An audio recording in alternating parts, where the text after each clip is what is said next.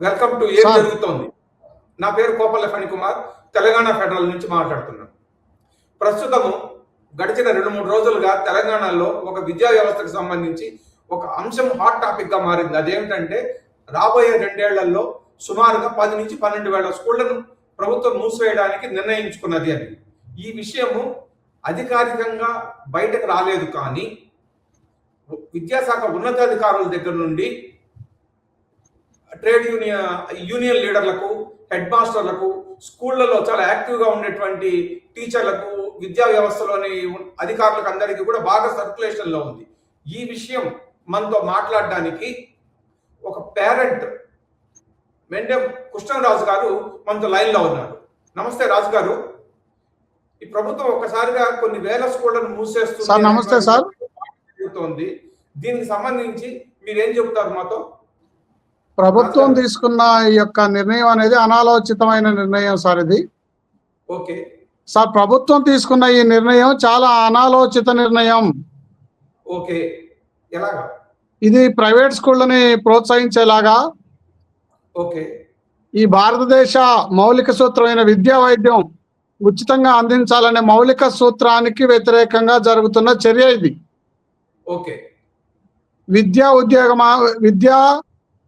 వైద్యం అనేది ఖచ్చితంగా ప్రభుత్వం ఫ్రీగా ప్రజలకు అందించాలి అనే మౌలిక సూత్రానికి దూరంగా పోతుంది ఈ ప్రభుత్వం. ఓకే, ఇది పేద ప్రజలు, గ్రామీణ ప్రాంతాల్లో ఉన్న పేద ప్రజలు మరియు పట్టణ ప్రాంతాల్లో ఉండే మురికి కూపాల్లో ఉండే పేద ప్రజల యొక్క చదువుకునే హక్కుని కాలరాసే నిర్ణయం ఇది.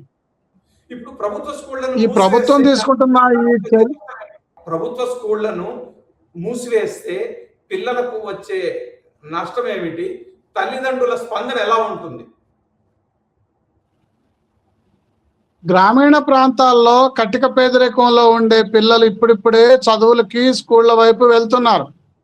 ఓకే, వాళ్ళకి దగ్గరలో ఉన్న బడిని మూసివేసి ఎక్కడో దూరంగా వెళ్ళే స్కూల్కి పంపించడం అనేది పేద తల్లిదండ్రులకి జరిగే పని కాదు అది. ఓకే, ఈ యొక్క నిర్ణయం మళ్ళీ గ్రామీణ ప్రాంతాల్లో బాల కార్మిక వ్యవస్థను ప్రోత్సహించేలాగా ఉంది. వాళ్ళలో ఆ ప్రభుత్వ పాఠశాలలకు వచ్చే తల్లిదండ్రులకు వాళ్ళలో కాస్త కొంచెం ఆర్థికంగా వెసులుబాటు ఉన్న వాళ్ళు మళ్ళీ ప్రైవేట్ స్కూల్ వైపు, అంటే వారికి వచ్చే సంపాదనలో 90% విద్యకే కేటాయించేలాగా తీసుకునే నిర్ణయం తప్ప ఇది మంచి నిర్ణయం అయితే కాదు. మళ్ళీ బాల కార్మిక వ్యవస్థ మళ్ళీ మనం 1940, 50 ఆ ప్రాంతాల్లోకి వెళ్ళే నిర్ణయమే ఇది తప్పితే ఇది ప్రోగ్రెసివ్ నిర్ణయం అయితే కాదు. ఓకే, ఇప్పుడు ప్రభుత్వ స్కూళ్లను మూసివేయడం వల్ల మళ్ళీ ప్రైవేట్ స్కూళ్ళు పుంజుకునే అవకాశం ఉంటుందా? ఖచ్చితంగా ఇది ప్రైవేటు విద్యని ప్రోత్సహించడానికి తీసుకునే నిర్ణయమే తప్పితే ప్రభుత్వం అనుకుంటే దీనిలో ఇప్పుడు జరుగుతున్న లోపాలను సవరించుకుంటూ ముందుకు వెళ్ళాలి తప్పితే మూసేయటమే మార్గం అనే ఆ సూత్రాన్ని తీసుకోవటం అనేదే తప్పు. మూసివేయటం తప్ప దీనికి వేరే మార్గమే లేదన్నట్లుగా వ్యవహరించడం అనేది ఇది పేద ప్రజల జీవితాలతో ముడిపడి ఉన్న సమస్య ఇది. అసలు యాక్చువల్గా ఏ ఇటుక బట్టీల్లో పనిచేసే పిల్లలు, కూలికి పోయే తల్లిదండ్రులు, వాళ్ళ కోసం ఈ ప్రభుత్వ పాఠశాల, అదే గ్రామంలో ఉండే ప్రభుత్వ పాఠశాలలు కాస్త చదువుకోవటానికి అవకాశం కల్పిస్తున్నాయి. మూసివేయటం అనేది మళ్ళీ వాళ్ళని ఇటుక బట్టీలకు పంపించడానికి తప్పితే దేనికి పనిచేయదు. ఓకే, ఇప్పుడు స్కూళ్ళ మూసివేత అనేది రేవంత్ రెడ్డి ప్రభుత్వం తీసుకున్న నిర్ణయం తప్పంటారా మీరు? ప్రభుత్వ స్కూళ్ళలో ఎన్రోల్మెంట్ పెరగాలి అని అంటే ప్రభుత్వం ఒక ప్రత్యేకమైన ప్రణాళికను ఏర్పాటు చేసుకోవాలి. ఆ ప్రత్యేకమైన ప్రణాళిక విద్యా బోధనలో టీచర్లకు ఏమైనా తప్పులుంటే వాటిని సరిదిద్ది వాళ్ళకి మెరుగుపరుచుకునే విద్యా బోధనలో మెరుగుపరిచే విధానాలను అవలంబించాలి. కానీ ఓకే, స్కూల్ మూసివేత అన్నది ప్రభుత్వం తీసుకోబోయే నిర్ణయం తప్పు అంటారా మీరు? 100% తప్పు సార్. అది పేద ప్రజల జీవితాల మీద పిడుగు లాంటి నిర్ణయం ఇది. ఓకే, ఓకే, ఈ స్కూళ్ళ మూసివేతకు సంబంధించి మనతో మాట్లాడడానికి Telangana state united teachers federation general secretary Adimulam Venkat కూడా ఉన్నారు. వెంకట్ గారితో మాట్లాడి వాళ్ళ అభిప్రాయాలు తీసుకుందాం. ఎందుకంటే యూనియన్ లీడర్ల అభిప్రాయాలు అంటే కనుక టీచర్లు, పిల్లల తల్లిదండ్రుల మనోభావాలను కూడా వాళ్ళు ప్రతిబింబిస్తారు. కాబట్టి వెంకట్ గారు ఏం చెబుతారో చూద్దాం. నమస్తే వెంకట్ గారు. ఇప్పుడు ఈ ప్రభుత్వానికి సంబంధించి ఇది ఈరోజు పేపర్లో వచ్చింది, 10,000 స్కూల్స్ 2 ఏళ్లలో మూసేయబోతున్నట్టు. దీనికి సంబంధించి మీ ఒక టీచర్ యూనియన్ లీడర్ గా మీరు ఎలా చూస్తున్నారు, మీరు ఏమనుకుంటున్నారు? నమస్కారం అండి ఫణి గారు. ముందుగా మీకు ధన్యవాదాలు. యూట్యూబ్ తరఫున విద్యా వ్యవస్థ పట్ల ప్రభుత్వ నిర్ణయాలు వెంటనే దాని మీద మనం స్పందించడం అనేది హర్షణీయం. ఒక పద్ధతి ప్రకారం పాఠశాలల మూసివేతలకు చర్యలు తీసుకుంటా ఉన్నదనేది మనం చూస్తా ఉన్నాం. బెంగళూరులో ఒక మీడియా ఎన్క్లేవ్ లో మాట్లాడుతూ రేవంత్ రెడ్డి గారు ఒక మాట చెప్పారు. ఈ రాష్ట్రంలో 26,000 ప్రభుత్వ పాఠశాలలు ఉన్నాయి. 26,000 పాఠశాలలు అవసరం లేదు, 4,000 పాఠశాలలకు కుదిస్తామని చెప్పారు. ఈ చర్యను టీఎస్యూటీఎఫ్ గా మేము తీవ్రంగా ఖండిస్తా ఉన్నాం.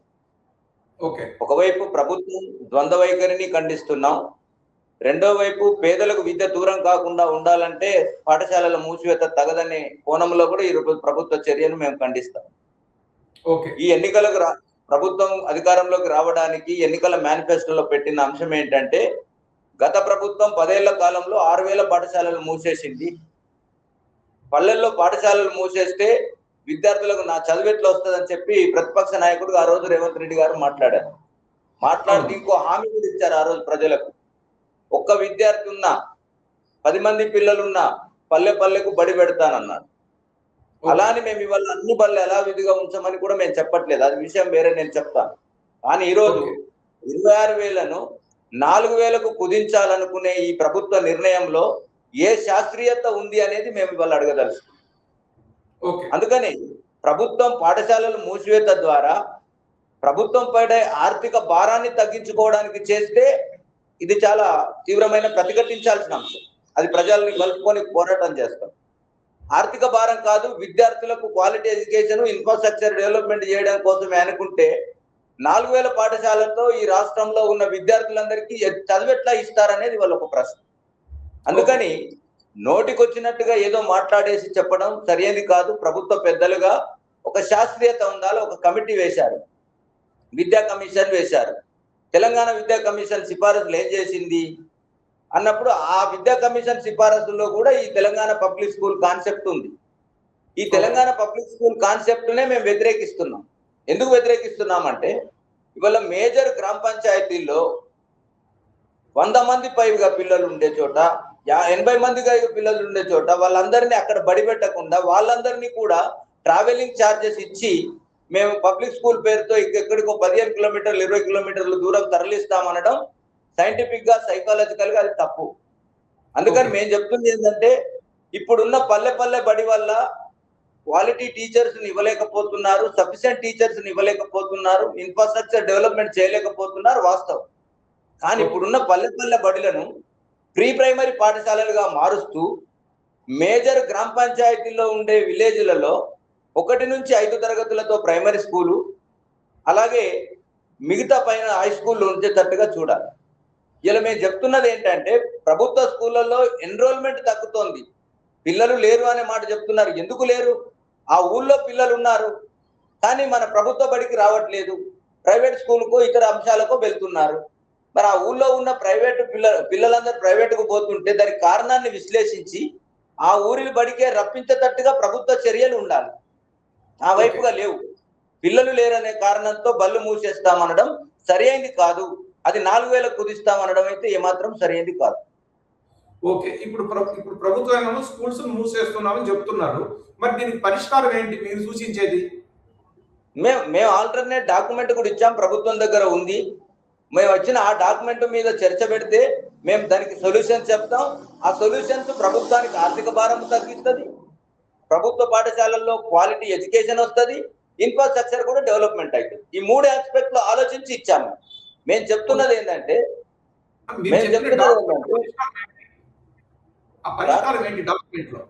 ప్రతిపాదన ఏంటంటే ఇవాళ మేజర్ గ్రామ పంచాయతీ ఉంది. ప్రతి మేజర్ గ్రామ పంచాయతీ అంటే దాదాపు 14,000 నుంచి 15,000 గ్రామ పంచాయతీలు ఉంటాయి.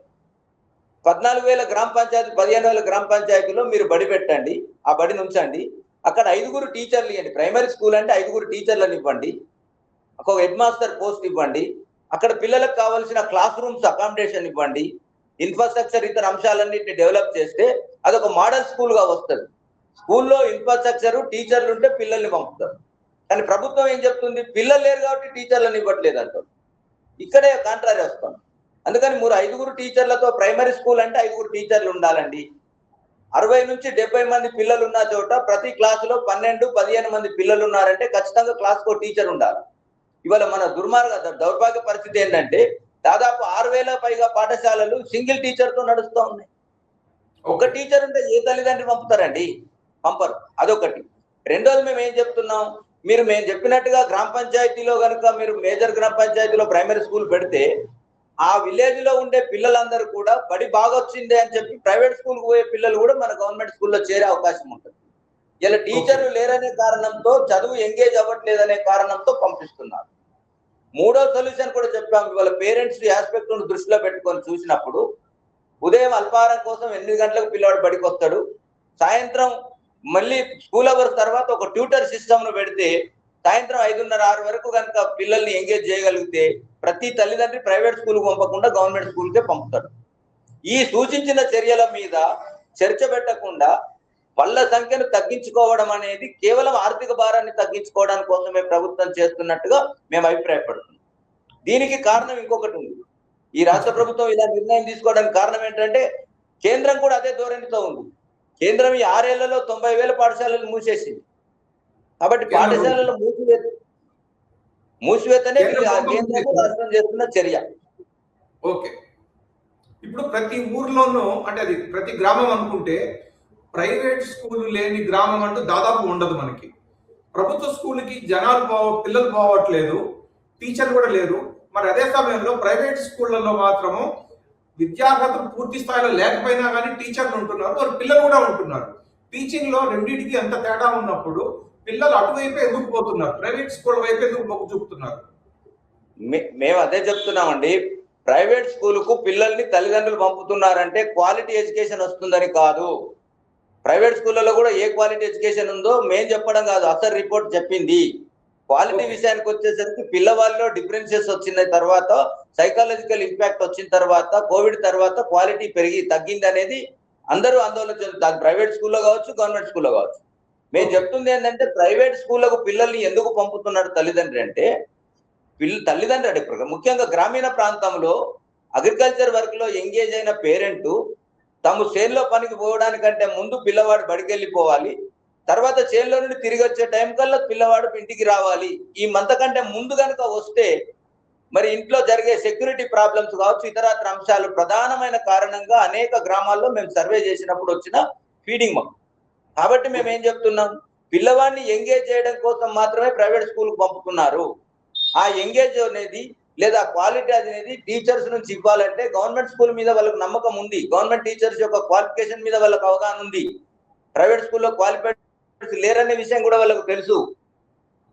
కానీ ప్రభుత్వం అంటే మాకున్న అవకాశాల మేరకు మేము పేరెంట్స్ ప్రభుత్వం కూడా ఏం చేస్తుంది, ప్రభుత్వ స్కూళ్ళ యొక్క ప్రాధాన్యతను ప్రచారం చేయకుండా మరి కార్పొరేట్ స్కూళ్ళ దగ్గరికి వెళ్ళి కార్పొరేట్ స్కూల్లో 50,000కి విద్య వస్తుంది, మేము ₹1,00,000 ఖర్చు పెడుతున్నామని ఒక తప్పుడు ప్రచారం చేయడంతో ప్రజలకు ఇంకొక అపనమ్మకం కలుగుతోంది. కాబట్టి మేము చెప్పదలుచుకుంది ఏంటంటే గవర్నమెంట్ స్కూళ్ళను బతికించకపోతే సామాజిక అసమతుల్యత ఏర్పడుతుంది, సామాజిక అసమానతలు పెరుగుతాయి, ఆర్థిక అసమానతలు పెరుగుతాయి. దానివల్ల ఏమవుతుంది అంటే డబ్బున్నోడే చదువుకోగలుగుతాడు, డబ్బు లేనివాడు చదువుకోలేననే ఒక తారతమ్యం రేపు భవిష్యత్తులో తప్పకుండా ఏర్పడుతుంది. కాబట్టి ఆ దృష్టితో ఆలోచించినప్పుడు తప్పనిసరిగా ప్రైవేట్ స్కూళ్లను తగ్గించి గవర్నమెంట్ స్కూళ్లకు పిల్లలు వచ్చేటట్టుగా ఎంకరేజ్మెంట్ కోసం ప్రభుత్వం తీసుకోవాల్సిన చర్యల్ని మరింత వేగవంతం చేయాలా, అందుకోసం ఉపాధ్యాయ సంఘాలతో సమావేశాలు పెట్టాలని మేము డిమాండ్ చేస్తాం. ఇప్పుడు పిల్లలను ఆకర్షించడం కోసమని ప్రభుత్వ స్కూళ్లలో బ్రేక్ఫాస్ట్ పథకం పెట్టింది, మధ్యాహ్నం భోజనం పథకం అమలు చేస్తోంది. పిల్లలకు పుస్తకాలు అన్ని కూడా ఉచితంగా కూడా ఇస్తోంది. ఇన్ని చేస్తున్నా కూడా పిల్లలు ప్రభుత్వ పాఠశాలలకు రావటం లేదు అంటే ప్రభుత్వం ఫెయిల్ అయినట్లేనా? అంతే కదా. ఇప్పుడు ఏ వ్యవస్థ అయినా వైఫల్యం చెందుతుంది అంటే యాజమాన్యాదే బాధ్యత. ఇక్కడ ఎవరినో నిందిస్తే, ఇప్పుడు ఇక్కడ ప్రభుత్వ స్కూళ్ళకు వచ్చేసరికి టీచర్లను దోషులుగా పెడుతున్న ప్రయత్నం చేస్తున్నారు. కానీ మేమేం చెప్తామంటే అడ్మినిస్ట్రేషన్ మెయింటెనెన్స్ లేదు, గవర్నమెంట్ స్కూళ్ళ మీద పర్యవేక్షణ లేదు. 15 ఏళ్ళు 2005లో లాస్ట్ ఎంఈఓ పోస్టుల రిక్రూట్మెంట్ అండి, 20 ఏళ్ళు అయిపోయింది, ఒక్క ఎంఈఓ పోస్టు రిక్రూట్మెంట్ లేదు. డిప్టీఓలు అసలు జిల్లా రాష్ట్ర వ్యాప్తంగా ఎక్కడ లేరు. టీఓ పోస్టులు అన్ని కూడా ఇన్ఛార్జీలతోటి ఎఫ్ఏసీలతో కొనసాగుతున్నాయి. ఇట్లాంటి వ్యవస్థ ఉన్నప్పుడు ఈ వ్యవస్థ మీద ప్రజలకు నమ్మకం లేదు. కాబట్టి మేధావులుగా ఆలోచించినప్పుడు మేధావి వర్గం చెప్తోంది, ఉపాధ్యాయ సంఘాలుగా మేము చెప్తున్నాం, ఇన్స్పెక్షన్ ప్యానల్ పెంచాలి, అకామిడేషన్ పెంచాలి, టీచర్ను పెంచాలి. టీచర్లు అంటే ఇక్కడ ప్రైమరీ స్కూల్ అంటే ఒక టీచర్తో బడి, 2 టీచర్లతో బడి అంటే ఏ పేరెంట్ కూడా తన పిల్లవాడిని వల్ల పంపడానికి సిద్ధంగా లేదు. ప్రైమరీ స్కూల్ అంటే 5 తరగతులకు 5 టీచర్లు ఉండాలి, హెడ్ మాస్టర్ ఉండాలి, అవసరమైన ఇన్ఫ్రాస్ట్రక్చర్ చేయడానికి పని మనుషులు ఉండాలి. ఇవాళ మిడ్ డే మీల్స్ పెడతామంటున్నారు. గవర్నమెంటే ఎంత డిస్క్రిమినేషన్ ఉందంటే, గవర్నమెంట్ స్కూల్ అంటే జిల్లా పరిషత్ గవర్నమెంట్ స్కూళ్ళలో ఇచ్చే మిడ్ డే మీల్స్ మెనూ ఏంటి, రెసిడెన్షియల్ స్కూళ్ళలో ఇచ్చే మెనూ ఏంటి, క్వాలిటీ ఎడ్యుకేషన్. పేరెంట్ కంపేర్ చేసుకుంటాడు. ఇలా పేరెంట్ కు ఎడ్యుకేషన్ అవేర్నెస్ వచ్చింది, సొసైటీ అవేర్నెస్ వచ్చింది, పిల్లాడికి నాలాగా కష్టం లేకుండా మంచి చదువు కావాలనే కోరిక పేరెంట్ లో పెరిగింది. ఆ కోరికకు అనుగుణంగా చేయాలి. ఇవాళ మేము గత కొన్ని ఏళ్లుగా డిమాండ్ చేస్తే లాస్ట్ ఇయర్ ఒక రాష్ట్ర ప్రభుత్వం ఒక నిర్ణయం తీసుకుంది, సానుకూల అంశం. ఒకటి ఏంటంటే ప్రీ ప్రైమరీ క్లాసులను ప్రారంభించాలని ముఖ్యమంత్రి గారు చాలా స్పష్టంగా చెప్తున్నారు. కానీ ప్రీ ప్రైమరీ స్కూల్ అంటే మీరు ఏం చేశారు? ఇలా అధికారుల లోపమా మరి ప్రభుత్వ విధాన లోపమా? ప్రీ ప్రైమరీ అంటే ప్రైవేట్ స్కూల్లో నర్సరీ, ఎల్కేజీ, యూకేజీ 3 ఏళ్ళు ఉంటుంది. కానీ ఇక్కడ గవర్నమెంట్ స్కూల్కి వచ్చేసరికి 1 సంవత్సరం పర్మిషన్ ఇచ్చి 1వ తరగతి కంటే ముందు 1 సంవత్సరం చేర్చుకోండి అని చెప్పారు. అది ఎట్లా ప్రీ ప్రైమరీ అవుతుంది? నర్సరీకి పోయిన ప్రైవేట్ స్కూల్కి పోయిన పిల్లవాడు నర్సరీ, ఎల్కేజీ అక్కడే చదివి యూకేజీ కోసం గవర్నమెంట్ స్కూల్కి వస్తాడా? రాడు కదా. అందుకని ఈ డిస్క్రిమినేషన్ కూడా తొలగించాలి. ఇప్పుడు వేలాది స్కూళ్లను ప్రభుత్వం మూసేస్తోంది అంటే ప్రైవేట్ స్కూళ్లను ప్రోత్సహించడానికి అనేటువంటి ఆరోపణలు, ప్రచారం కూడా పెరిగిపోతుంది. అందులో వాస్తవం ఎంత ఉంది? వాస్తవం కాదు కదా, కళ్ళ ముందర కనబడుతోంది కదా. ఒక కార్పొరేట్ స్కూల్ ఇనాగ్రేషన్కి వెళ్ళిన ముఖ్యమంత్రి గారు ఏం మాట్లాడారు? ప్రభుత్వ స్కూళ్ళలో ₹1,00,000 ఖర్చు పెట్టినా క్వాలిటీ వస్తలేదు, మీ దగ్గర అయితే 40,000 నుంచి 50,000 ఫీజే తీసుకుంటున్నారు, కానీ మంచి ఎడ్యుకేషన్ వస్తుంది అన్నాడు. ఇది అంటే ప్రభుత్వ అధినేత, రాష్ట్ర అధినేత ప్రభుత్వ స్కూళ్ళ మీద విశ్వాసంగా మాట్లాడినప్పుడు ఇంకా ప్రజలకు ఎట్లా నమ్మకం కలుగుతుంది? అందుకని మేము చెప్పదలుచుకుంది ఏంటంటే, కార్పొరేట్ స్కూళ్లను నియంత్రించకపోవడం, పైగా వాటిని ప్రోత్సహించేటట్టుగా వాటి ప్రారంభోత్సవాలకు కానీ, వాళ్ళ ప్రోగ్రాంలకు కానీ, వాళ్ళ కల్చరల్ యాక్టివిటీస్ కానీ పోయి అక్కడ మనం మాట్లాడుతున్నామంటే వాటిని ప్రభుత్వం ప్రోత్సహిస్తున్నట్టే కదా. అందుకని ఏమంటున్నాం అంటే, కార్పొరేట్ స్కూళ్లను నియంత్రించే శక్తి ప్రభుత్వాలకు లేకుండా పోయింది. కనీసం వాటిని ఎంకరేజ్ చేయకుండా కొన్ని కఠినమైన నిబంధనలు అమలు జరిపినా కానీ ఇలా కార్పొరేట్ స్కూళ్ళు నడపలేరు వాళ్ళు.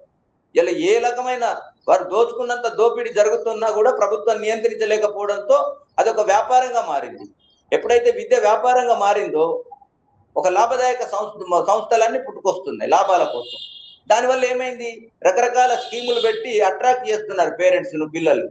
తర్వాత ఏమైతుంది? పేరెంట్స్ పిల్లలు ఫీజులు కట్టలేక, ఆర్థిక భారం మోయలేక అప్పుల పాలవుతున్నారు. అందుకనే ఇక్కడ ప్రభుత్వం గమనించాల్సింది ఏంటంటే, ప్రభుత్వ పాఠశాలలను ప్రోత్సహించడం అంటే కేవలం పిల్లల ఎన్రోల్మెంట్ మాత్రమే కాదు, ఈ సమాజంలో పిల్లలకు ఒక సామాజిక బాధ్యతను నేర్పడం ప్రభుత్వ పాఠశాలలో మాత్రమే సాధ్యమవుతుంది. డబ్బులు పెట్టుకొని కొనుక్కున్న చదువు డబ్బులు సంపాదించడానికే పనికొస్తోంది. ఇలా గవర్నమెంట్ స్కూల్లో చదివిన పిల్లలకు సామాజిక బాధ్యత ఉంటుంది, అన్ని రకాల ఒడిదొడుకులను ఎదుర్కొనగలిగే ఒక మనస్తత్వం, ఆల్రౌండ్ డెవలప్మెంట్ ఇక్కడ గవర్నమెంట్ స్కూల్లో జరుగుతుంది. ఈ కాన్సెప్ట్ లో మనం అర్థం చేసుకున్నప్పుడు సొసైటీలో ఒక నిబ్బరమైన, ఒక సమగ్రమైన, మూర్తిమత్వం కలిగిన విద్యార్థిని తయారు చేయగలిగే శక్తి కలిగిన ప్రభుత్వ పాఠశాలల్ని తయారు చేసుకుంటే అది సమాజానికి ఉపయోగం. అది మేము ప్రభుత్వానికి సందర్భంగా చెప్పదలుచు. ప్రాథమిక విద్యా వ్యవస్థనే ఇంత నీరు కాలుస్తోంది అంటే విద్యార్థి దశలో ప్రాథమిక విద్యా దశ అనేది చాలా ముఖ్యమైనటువంటిది, కీలకమైనది. ఎందుకంటే ఫౌండేషన్ అదే బిల్డింగ్ కి మామూలుగా అయితే ఆ వ్యవస్థను బలోపేతం చేయడంలోనే ప్రభుత్వం ఫెయిల్ అవుతున్నట్టు స్పష్టంగా కనబడుతోంది. మీరేమంటారు? కానీ ఇక్కడ ప్రభుత్వ చిత్తశుద్ధి లోపమే కనబడుతోందని మేము చెప్తున్నాం. చిత్తశుద్ధి ఉంటే మేము ఇచ్చే సలహాలు పాటిస్తారు కదా, స్కూల్లో మెరుగు కోసమే కదా కావాలని. ఓకే, అక్కడక్కడ కొన్ని సందర్భాల్లో ఉపాధ్యాయులతో ఉపాధ్యాయ సంఘాలతో అని చెప్పి ముఖ్యమంత్రి గారు మాట్లాడుతున్నారు. మేము ఏం చెప్తున్నాం అంటే ప్రభుత్వ వ్యవస్థను శాసించగలిగేంత బలం ఉపాధ్యాయులకు ఉపాధ్యాయ సంఘాలకు ఉండదు. దయచేసి ఆ భావన నుంచి బయటకు వస్తే ఉపాధ్యాయ సంఘాలు కాదు, ఉపాధ్యాయులు కానీ ప్రభుత్వాలు చెప్పినట్టుగా ఆ విధానాలను అనుసరిస్తారు. కానీ ఇక్కడ విధానాల కాడికి వచ్చేసరికి ఇలా రాష్ట్రాల ప్రభుత్వ పరిస్థితి ఎంత అంటే ఆర్థిక పరిస్థితులు ఎట్లా దిగజారినాయంటే, కేంద్రం గ్రాంట్లు ఇవ్వకపోతే ఇలా రాష్ట్రంలో విద్యా వ్యవస్థ నడపలేని దౌర్భాగ్య పరిస్థితిలోకి రాష్ట్ర ప్రభుత్వాలు వెళ్ళిపోయాయి. అది ఒక తెలంగాణ అనేది చెప్పట్లేదు, యావత్ దేశంలో. కేంద్రం గ్రాంట్లు ఇవ్వాలంటే కేంద్రం 1,00,000 కండిషన్లు పెడుతుంది. రెగ్యులర్ టీచర్ల సంఖ్య తగ్గాల, రకరకాల పద్ధతులలో విద్యా బోధన జరగాల, సిలబస్ లో మార్పులు చేయాలా, అంతా మా కేంద్ర అధీనంలోకి రావాలని వాళ్ళు కండిషన్లు పెడతాం. అందుకని ఆర్థిక భారాన్ని మోయలేక కేంద్రం పెట్టే కండిషన్ల వల్ల ఏమవుతుంది, విద్యలో రకరకాలైన పద్ధతులు వచ్చిన తర్వాత అది సమాజానికి సంబంధం లేని కొత్త రకమైన పద్ధతిలో సిలబస్ రూపొందించినప్పుడు పిల్లవాడికి అది కొత్త విషయం అవుతుంది. అందుకని మేము చెప్పదలుచుకుంది ఏంటంటే, రాష్ట్రాలు తమ సొంత కాళ్ళ మీద నిధులతో విద్యా వ్యవస్థను నడిపితే, స్థానిక సిలబస్ను కనుక పిల్లలకు అనుగుణంగా తయారు చేయగలిగితే పిల్లవాడిలో ఒక సమగ్రత వస్తుంది, క్వాలిటీ ఎడ్యుకేషన్ కి దారి తీస్తుంది. కాబట్టి మీరు తీసుకొస్తున్న విద్యా సంస్కరణలు తిరోగమన చర్యలు, పేదలకు లేదా ఇతర ప్రజలకు, సమాజంలో ఉండే అత్యధిక జనాభాకు విద్యను దూరం చేసే చర్యలు ఇవి. అందుకని వీటి నుంచి మానుకోవాలనేది మేము ప్రభుత్వానికి విజ్ఞప్తి చేస్తాం. ఇప్పుడు ప్రభుత్వ విధానాల్లో చాలా లోపాలు స్పష్టంగా కనబడుతున్నాయి. మీరు చెప్పిన ప్రకారం చూస్తే ఈ లోపాల మీద చర్చించి పరిష్కారాలు సూచించడానికి మీ సహచర టీచర్ యూనియన్లతో ఏమైనా మీరు ఎప్పుడైనా సమావేశం అయ్యారా? ఏదైనా జాయింట్ మీటింగ్ పెట్టుకుని ప్రభుత్వానికి ఏమైనా సూచనలు చేశారా ఎప్పుడైనా? మేము రిప్రజెంటేషన్లు తరచుగా ఇస్తున్నాం. ఆ ప్రభుత్వం ఉన్నప్పుడు సెమినార్ పెట్టి అన్ని యూనియన్లు కలుపుకుని జాయింట్ మీటింగ్. ఎస్, అన్ని యూనియన్లు కూడా చెప్తా ఉన్నాయి, ఉపాధ్యాయ సంఘాలతో సమావేశం ఏర్పాటు చేయండి. విద్యా విధానాలు ఇప్పుడు బడిబాట పెడుతున్నారండి. బడిబాట పెట్టే ముందు స్టేక్ హోల్డర్స్ గా ఉపాధ్యాయ సంఘాలతో సమావేశం పెట్టి బడిబాట ఎట్లా జరపాలా అని ఒక ప్లాన్ చేయాలి కదా. ఆ చిత్తశుద్ధి అటు అధికారులకు లేదు, ప్రభుత్వానికి లేదు. వాళ్ళు ఏదో షెడ్యూల్ ఇస్తున్నారు, షెడ్యూల్ ఇచ్చేసి మీరు వండి అంటే ఆ ఏం చేస్తున్నారు, ఎక్కడ పోతున్నారు, ఏం చేయాలా, మరి అక్కడ వచ్చే సమస్యలు మేము గ్రామాల్లోకి వెళ్ళి అడుగుతున్నాం బడిబాటలో, మీ పిల్లల్ని పంపండి అంటే మీరు ఇద్దరే సార్లు ఉన్నారు కదా సార్, ఎట్లా పంపమంటామని ప్రశ్న వస్తుంది. ఆ ప్రశ్నకు జవాబు చెప్పగలిగే స్థాయి ఉపాధ్యాయుడికి లేదు, ఎంఈఓ కూడా లేదు, డిఓకు లేదు. చేయాల్సిన ప్రభుత్వం. అందుకని మనం ప్రభుత్వం ఏమైతుందో ఉపాధ్యాయ సంఘాలతో చర్చించి ఒక ప్లాన్ తీసుకుంటే, కొన్ని అడ్మినిస్ట్రేషన్ డిసిజన్స్ రాష్ట్ర ప్రభుత్వ లెవెల్లో తీసుకోగలిసిన ఉన్నవి, అవి తీసుకుంటే స్కూల్ స్ట్రెంథన్ అవుతాయి. పిల్లలుండి ఆ ఊర్లో పిల్లలుండి ఆ బడికి రావట్లేదంటే ప్రభుత్వం ఆలోచించుకోవాలని, పెట్టిన బడి మీద మీ ప్రజలకు నమ్మకం లేదు. ప్రజలకు నమ్మకం కలిగించడానికి ఎవరు బాధ్యత తీసుకోవాలో ప్రభుత్వం తీసుకోవాలి. ఒకవేళ మీరు అన్నట్టుగా అక్కడక్కడ ఉపాధ్యాయుల యొక్క పనితీరులో వైఫల్యం ఉంటే, ఎస్, ఉపాధ్యాయ సంఘాలుగా మేము చెప్తున్నాం, పనితీరు లోపం ఉన్న ఉపాధ్యాయుల పైన మీరు చర్యలు తీసుకోండి. బోధనకు మెరుగుపరచడానికి ఉపాధ్యాయులకు శిక్షణను ఇవ్వండి. మీరు చర్యలు తీసుకునే క్రమంలో బడి దొంగలను మీరు కఠినంగా శిక్షిస్తున్న క్రమంలో ఉపాధ్యాయ సంఘంగా మేము ఎప్పుడైనా అడ్డొస్తే తెలియజెప్పండి మాకు. కానీ ఉపాధ్యాయులను పనిచేయించాల్సిన బాధ్యత ప్రభుత్వందే, ప్రజలకు ప్రభుత్వ పాఠశాలల పట్ల నమ్మకం కలిగించాల్సిన బాధ్యత కూడా ఈ ప్రభుత్వంది. ఈ రెండు బాధ్యతలు నిర్వహించడంలో ప్రభుత్వం విఫలమవుతోంది. కాబట్టి ఇలా గవర్నమెంట్ స్కూళ్లలో పిల్లలు తగ్గుతున్నారు అనేది మేము విస్పష్టంగా చెప్పదలుచుకున్నాం. ఓకే వెంకట్ గారు, ఇప్పుడు మీ మాటలు బట్టి చూస్తే, అంటే మన డిస్కషన్ బట్టి అర్థమవుతున్నది ఏంటంటే, అందరికీ కూడా ప్రాథమిక విద్యా వ్యవస్థను బలోపేతం చేయడంలో ప్రభుత్వం ఫెయిల్ అయింది అనేది స్పష్టంగా అర్థమవుతోంది. అది ఈ ప్రభుత్వమా లేదా గత ప్రభుత్వం నుంచి కూడా వారసత్వంగా వచ్చిందా అనేది అది వేరే విషయం. అది దీనికి సంబంధించి మీ సూచనలను ప్రభుత్వం పరిగణలోకి తీసుకోవాలని, మీరు ప్రభుత్వం కలిసి బడిబాట కార్యక్రమం కావచ్చు, మరో కార్యక్రమం కూడా కావచ్చు, ప్రభుత్వ విద్యా వ్యవస్థను బలోపేతం చేయాలని మేము కోరుకుంటున్నాము. త్వరలో మరో అంశం మీద చర్చతో మళ్ళీ మనం కలుద్దాం. వెంకట్ గారు, ధన్యవాదాలు.